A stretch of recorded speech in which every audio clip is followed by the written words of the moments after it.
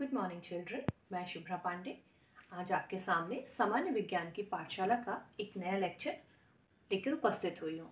बच्चों, आज हम एक स्टोरी सुनने वाले हैं, स्टोरी ऑफ अ सेल, एक कहानी कोशिका की। आप सब ने कोशिका ये टर्म कभी ना कभी ज़रूर सुना होगा, और जब भी हम कोशिका की बात करते हैं हमको एक सेंटेंस सबसे पहले बताया जाता है कि cell is the basic unit of life.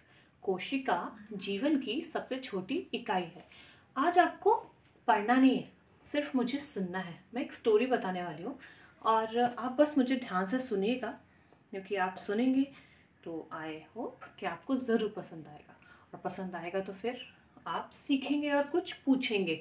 विज्ञान का आधार ही है कि आप प्रश्न पूछें, आप सोचें, क्योंकि आपके आसपास जो भी कुछ हो रहा है या आपकी किसी पुस्तक में जो भी लिखा है उसके पीछे कारण अवश्य होता है। और विज्ञान विषय पढ़ने का आधार ही है कि आप चीज़ों के रीजंस ढूंढें, और इसी तरह से आप अपने जीवन में आगे बढ़ सकते हैं। चलिए बिना टाइम वेस्ट किए आगे बढ़ते हैं। Story of a cell. बच्चों, आप देख रहे हैं यहाँ पे कुछ पिक्चर आपको दिख रही होगी।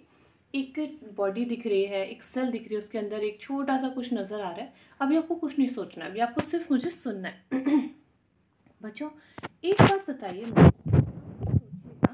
कि जब हम बात करते हैं जीवन की, जीवन मतलब आप जीवित हैं, आप जिंदा हैं, तो आपको जिंदा रहने के लिए कुछ ऐसी चीज़ें हैं जो कि हमको करनी पड़ेंगी, ठीक है। उसके बिना हम जीवित नहीं रह सकते। We can not be considered as living अगर हम कुछ बेसिक प्रोसेस नहीं कर रहे हैं, जैसे कि रेस्पिरेशन, श्वसन क्रिया। रेस्पिरेशन क्यों होता है? जो भी फूड आप ले रहे हो उसका डाइजेशन हो जाए और आपको एनर्जी मिले, ठीक, यानी कि डाइजेशन, रेस्पिरेशन, देन एक्सक्रीशन। जो भी खाना आपने खाया उसमें से डाइजेशन के बाद कुछ वेस्ट मटेरियल निकलेगा, that should come out of your body. So ये 3 हो गए। And 4th is reproduction. अभी हम उसकी भी बात कर लेते हैं। तो ये 4 बेसिक प्रोसेस जो अभी हमारे दिमाग में आ रही है for the living being which is considered as a living, ठीक। मतलब कोई भी जीव जंतु, पेड़ पौधे, एनीथिंग जिसको आप लिविंग बोल रहे हो, इफ दैट इज लिविंग तो उसके अंदर कुछ बेसिक चीजें होनी चाहिए, ठीक है। आसान है ना यहाँ तक? तो हमने उसको बोल दिया कि ये तो लिविंग बीइंग है, ये जीवित है। अब मैंने आपको एक सेंटेंस से अवगत कराया जो कि आपको हमेशा बताया जाता है कि कोशिका को जीवन की सबसे छोटी इकाई कहा जाता है, ठीक है। चलिए एक इंटरेस्टिंग चीज समझते हैं। ये देखिए, पहली बात तो मैं आपको कुछ बताऊं कि कोशिका इतनी छोटी होती है, छोटी स्मॉलेस्ट सेल, और लार्जेस्ट सेल की हम बाद में बात करेंगे। जब भी हम सेल की स्टडी करते हैं आप उसको अपनी आंखों से डायरेक्टली नहीं देख सकते। आप उसको कैसे देख पाएंगे? With the help of a microscope. अच्छा, ये पिक्चर देखिए ज़रा, आपको क्या नज़र आ रहा है इस पिक्चर में? एक घर नज़र आ रहा है। बच्चों, मैं कुछ प्रश्न पूछने वाली हूँ, मेरा आंसर सुनने के पहले प्लीज सोचिएगा मैं जो भी पूछती हूँ, ठीक। एक घर बनाया गया, ठीक है, और एक बड़ा घर मतलब बंगलो, एक बंगला हो सकता है। जैसे आपके गांव में आप देखते होंगे कुछ बड़े बड़े बंगले होते हैं और कुछ छोटे छोटे घर भी होते हैं। तो एक घर, एक ऐसा घर जो कि काफी बड़ा है, जिसमें बहुत सारे कमरे हैं और बहुत बड़ा आंगन है, सब कुछ बड़ा बड़ा बहुत बड़ा है, ठीक। और एक छोटा सा घर है, ठीक है। जरा मुझे सोचकर ये बताइएगा कि एक घर को घर कब कहा जा सकता है? मतलब एक बिल्डिंग खड़ी की गई, अब उसको हम घर कब कह सकते हैं कि ये एक घर है? और एक कमरा बनाया गया है बहुत छोटा सा, उसको क्या हम घर कह सकते हैं? प्लीज सोचिएगा, मेरा वीडियो पॉज करके उसके बाद मेरा आंसर सुनिएगा। अच्छा चलिए मैं बताती हूँ। बच्चों, एक घर में बेसिकली क्या क्या होना चाहिए? अगर घर में लोग रह रहे हैं तो वो क्या करेंगे? सबसे पहली चीज, वो खाना खाएंगे, ठीक है। दूसरा, वो उनका सोना, बैठना, खाना पीना, उनका नहाना धोना, कपड़े धोना, बर्तन धोना, ये सब चीज़ें चलेंगी। यानी कि उस घर में क्या क्या होना चाहिए? किचन का सामान ज़रूर होना चाहिए। भले ही अगर घर एक कमरे का है तो वो किचन मतलब खाना बनाने की जितनी चीज़ें हैं वो होंगी वहाँ, तो हम बोल सकते हैं कि किचन का सामान ज़रूर होगा। नहाने धोने के लिए पानी होना चाहिए, बाथरूम की फैसिलिटी होनी चाहिए। भले ही बाथरूम बहुत लैविश ना हो, लेकिन कोई एक जगह ऐसी होनी चाहिए इस घर में जहाँ को बाथरूम की तरह इस्तेमाल कर सको। दूसरा, बैठने उठने की जगह होनी चाहिए जहाँ आदमी सो सके, बैठ सके, ठीक है। खाना बनना चाहिए, खाना खाने के लिए जगह होनी चाहिए, बैठने उठने के लिए जगह होनी चाहिए, बाथरूम, उत्सर्जन के लिए आप जा रहे हो, टॉयलेट होना चाहिए। तो ये बेसिक चीज़ें अगर किसी एक कमरे में भी हैं तो हम उसको क्या बोल सकते हैं कि ये एक घर है। ज़रूरी नहीं है कि घर एक बहुत बड़ा बंगला हो, अगर एक कमरे में भी ये सारी चीज़ें उपलब्ध हैं तो हम उसको क्या बोल सकते हैं कि ये एक घर है। ठीक है, इसी तरह से अब मैं आपको क्या समझाना चाह रही हूँ, क्यों मैंने आपको ये छोटी सी कहानी बताई। मैंने आपको कहा कि किसी भी प्राणी, भले ही वो प्राणी, जीव जंतु, पेड़ पौधे, कुछ भी हो, अगर उसको जीवित रहने के लिए जितनी क्रियाओं की जरूरत है, किसी छोटी से छोटी चीज में अगर वो सारी क्रियाएं हो रही हैं तो हम क्या बोल सकते हैं कि वो क्या है, वो जीवित है। जीवन की सबसे छोटी इकाई कोशिका को हम क्यों कह रहे हैं, क्योंकि जब बात की जाती है कि सेल, एक सेल, देखिए पिक्चर में देखिए प्लीज ध्यान से, हम सांस लेते हैं, हम श्वसन करते हैं, कोशिका भी क्या करती है, श्वसन करती है। हम भोजन लेते हैं, हम खाना खाते हैं, कोशिका भी क्या करती है, भोजन लेती है। हमारे बॉडी में डाइजेशन होता है, कोशिका में भी डाइजेशन होता है। एक चीज और, आप उत्सर्जन करते हो, एक्सक्रीशन करते हो, कोशिका भी उत्सर्जन करती है। एक सबसे इंपॉर्टेंट बात मैं आपको बता दूं, अगर आप में रिप्रोडक्शन की कैपेबिलिटी नहीं होती, अगर हम में या जानवरों में या पेड़ पौधों में अपने जैसे प्राणियों को या अपने जैसे अपने बच्चों को पैदा करने की क्षमता नहीं होती तो क्या हम जीवित कहलाते। एक टाइम के बाद जब हमारी मृत्यु हो जाती तो हमारा अस्तित्व खत्म हो जाता, क्योंकि हमारे जैसे तो कोई बच्चे होते नहीं। तो श्वसन, उत्सर्जन के अलावा रिप्रोडक्शन को एक बहुत इंपॉर्टेंट फैक्टर माना जाता है कंसीडर करने के लिए कि आप जीवित हैं। तो कोशिका में रिप्रोडक्शन भी होता है। अब आप देख रहे हो ना, जैसे मैंने आपको कहा कि एक बहुत बड़ा बंगला और एक छोटा घर, दोनों ही घर है ना। तो घर वो इसलिए हैं क्योंकि एक छोटे से छोटे घर में भी वो सारी चीजें हो रही हैं जो कि एक बड़े बंगले में हो रही है। ठीक है, तो एक छोटी से छोटी कोशिका में भी वो सारी चीजें हो रही हैं जो कि एक पूरे शरीर में हो रही हैं। भले वो शरीर हमारा हो, किसी जानवर का हो, किसी छोटे से कीड़े का हो, या फिर अमीबा, एक बहुत छोटा सा, अभी मैं बहुत टफ में नहीं जाना चाह रही क्योंकि हम बहुत कुछ पढ़ेंगे इसमें, लेकिन वो सारी चीजें किस में हो रही हैं, एक कोशिका में। ठीक है, अब मैं आपको आगे कुछ और बताना चाहती हूँ। जब आप कोशिका की स्टडी करेंगे तो उसके सारे पार्ट्स को हम बहुत डिटेल में पढ़ते हैं, लेकिन अभी सबसे पहले मुझे आपको कुछ बताना है। आपने कुछ टेंट हाउसेस देखे होंगे, ये देख रहे हैं पिक्चर में, टेंट लेकर जैसे कहीं लोग घूमने जाते हैं या फिर टेम्परेरीली कहीं पर रह रहे होते हैं, परमानेंट घर नहीं होता, तो वो टेंट कुछ पॉलिथीन या कुछ इस तरीके का मटेरियल इस्तेमाल करके टेंट हाउस बना लेते हैं। ठीक है, एक बात है, animal cell and plant cell, सबसे बड़ा डिफरेंस क्या होता है दोनों में।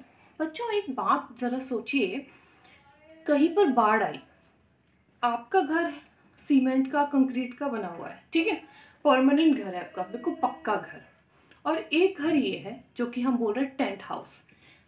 एक जगह पर बाढ़ आने वाली है, तूफान आने वाला है, ठीक है, ये जो घर है टेंट हाउस, जिसका भी होगा वो क्या करेगा, जब उसे मालूम पड़ेगा कि अरे बाढ़ आने वाली है और ऐसा, और उसको सूचना मिल गई, तो वो क्या करेगा, अपना सारा सामान लेकर भाग जाएगा, घर को उठा के लेकर भाग जाएगा। क्या आप अपने घर को लेकर भाग पाएंगे? आपका घर तो सीमेंट का बना हुआ है, कंक्रीट का बना हुआ है, पक्का घर है, नहीं भागेंगे ना। आप सिर्फ क्या कर सकते हैं, या तो आप अकेले भाग जाए वहां से, या फिर आप घर के अंदर दुबक कर बैठ जाए। ठीक है, ये मैंने आपको क्यों समझाया मैं बताती हूँ। जब हम पढ़ेंगे animal cell and plant cell, तो आप ये सोचिए कि जब एनिमल सेल की बात हो रही है, एनिमल सेल मतलब सिर्फ एनिमल्स नहीं, हम भी, मनुष्य और जितने जीव जंतु हैं वो, और प्लांट सेल मतलब पेड़ पौधे। अगर कहीं कोई बाढ़ आ रही है या कोई भी खतरा है तो पेड़ पौधे तो नहीं भाग सकते ना अपनी जगह से, वो तो स्थिर हैं, उनके पास कोई ऑप्शन ही नहीं है कि वो भाग जाए। लेकिन हमारे आसपास अगर कोई खतरा होता है, हमें बाढ़ आई, तूफान आया या कुछ भी ऐसा है, तो एनिमल सेल तो खुद को बचा लेगी। ठीक है, क्योंकि हम जीव जंतु हैं तो हम मूव कर सकते हैं, लेकिन प्लांट सेल मूव नहीं कर सकते। तो एक बहुत बड़ा बेसिक डिफरेंस है कि सेल वॉल प्लांट सेल्स में होती है और हमें नहीं होती।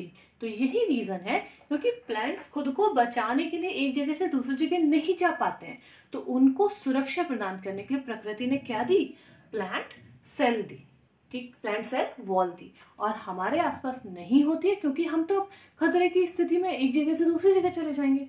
ठीक है, जैसे कि आपका पक्का घर है तो आप उसको बहुत मजबूत बनाने के लिए क्या करते हो, बाउंड्री वॉल बनाते हो ना, बहुत अच्छी मजबूत चार दीवारी बनाते हो ताकि वो खतरों से आप उसको उसको बचा सको। टेंट हाउसेस में तो ऐसा कुछ नहीं होता क्योंकि उन्हें पता है कि जब भी स्थिति विपरीत होगी वो उसको लेकर अपनी जगह बदल लेंगे। आई होप आपको यहाँ तक समझ आया हो। अब एक इम्पॉर्टेंट चीज़ और मैं आपको बताऊंगी, जब आप सेल की स्टडी करते हो, चलिए फिर से हम उस पिक्चर की तरफ आते हैं, ये पिक्चर ठीक है, इसमें आप देखिए सबसे बीच में एक बहुत बड़ा सा केंद्रक नजर आ रहा है, ठीक है। केंद्रक को बोला जाता है कि केंद्रक ही वो ऑर्गेनेल है, वो कोशिकांग है जो कि पूरी सेल को कंट्रोल करता है, ठीक है। कंट्रोल करने का मतलब क्या है, कंट्रोल करने का मतलब ये है, आपके घर में आपकी मम्मी पूरे घर को कंट्रोल करती। कंट्रोल करने से क्या मतलब है, आपके परिवार में बहुत सारे लोग होते हैं, हर एक सदस्य का काम निर्धारित होता है। पापा बाहर जाएंगे, काम करेंगे, रोजगार करेंगे, घर में पैसे आएंगे, मम्मी क्या करेगी, मम्मी किचन संभालती हैं, किचन में अब वो पूरा काम तो खुद अकेले नहीं कर सकती। घर के एक सदस्य को बोला जाएगा तुमको कपड़े धोना है, दूसरे को बोला जाएगा तुमको बर्तन धोना है, तीसरे को बोला जाएगा तुमको घर की सफाई करनी है, चौथे को बोला जाएगा तुमको पानी भर के रखना है, पांचवे को बोला जाएगा जाओ तुम सब्जी लेकर आओ। इस तरह से घर के सारे सदस्यों के काम निर्धारित किए जाते हैं ताकि पूरा घर व्यवस्थित रूप से चलता रहे। एक आदमी अगर सारे काम करेगा तो क्या व्यवस्था सही चलेगी? जी नहीं। इसी तरह से कोशिका में भी न्यूक्लियस सब सारे कोशिकांगों को कंट्रोल करता है और जिसको जो भी काम करना है उसको वो निर्देश देता है, ठीक है। जैसे कि किचन में क्या होता है, खाना बनता है, किचन में खाना बनता है। इस तरह से सेल में ऐसा कौन सा कोशिकांग है जो कि भोजन बनाता है, वो है क्लोरोप्लास्ट, ठीक है।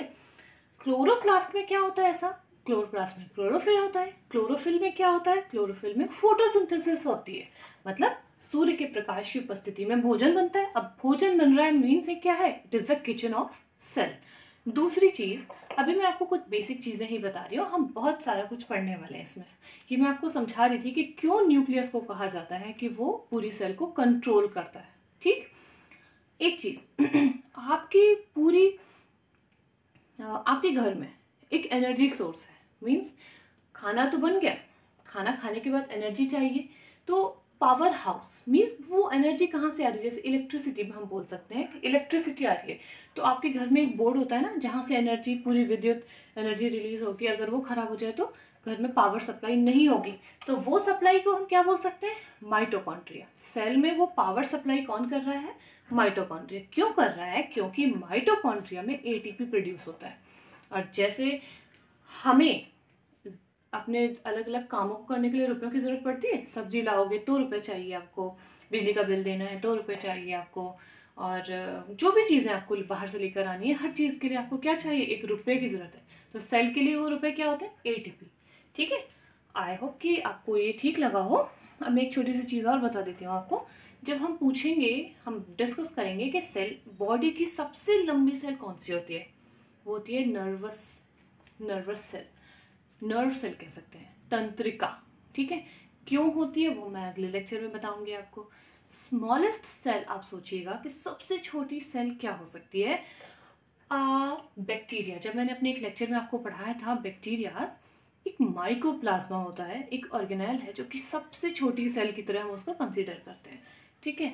आई होप कि आपको आज के लिए ये लेक्चर अच्छा लगा हो। मेरी कोशिश है कि आगे भी हम इस पर और बात करेंगे। सो प्लीज़ विज्ञान को विज्ञान की तरफ पढ़ने की आदत डालिए, बहुत सारे क्वेश्चंस पूछिए, खूब सारा सोचिए और आगे बढ़ते रहिए। Thank you.